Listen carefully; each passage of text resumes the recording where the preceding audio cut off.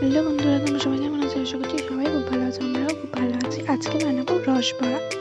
চলো ভিডিওটা দেখতে থাকো। রসবড়ার জন্য এখানে ডালটার মধ্যে সামান্য লবণ দিয়ে ভালো করে ফেটিয়ে নেবে। ভালো করে ফেটাতে হবে, কিন্তু না হলে রসবড়াগুলো ফুলবে না, ভিতরে শক্ত ঢিল হয়ে থাকবে। ঠিক এরকম ভাবে ভালো করে ফেটিয়ে নিতে হবে অনেকক্ষণ ধরে। ভালো করে ফেটানো হয়ে গেছে, কড়াইতে তেল গরম করে বড়াগুলো এক একটা করে ছেড়ে দেব।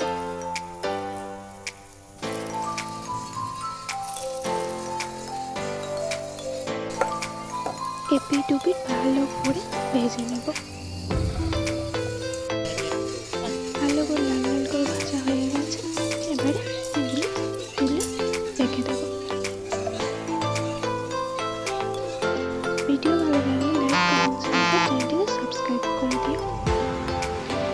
রসবড়ার জন্য চিনির শিরা বানাতে হবে, তার জন্য এখানে নিয়েছি 2 কাপ জল আর 2 কাপ চিনি। এর মধ্যে দিয়ে দিয়েছি 2টো এলাচ।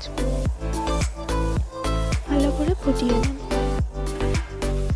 এখানে ফ্লেভারের জন্য দিয়ে দিয়েছি সামান্য ছোলা গুঁড়ো। আবারও কিছুক্ষণ ভালো করে ফুটিয়ে নেব।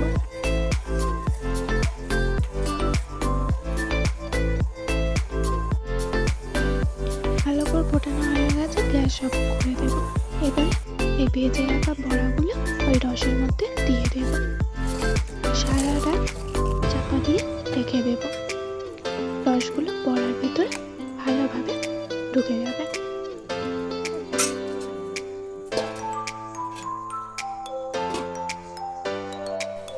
সকালবেলা নরম নরম তুলতুলে রসবড়া রেডি। টাটা বন্ধুরা।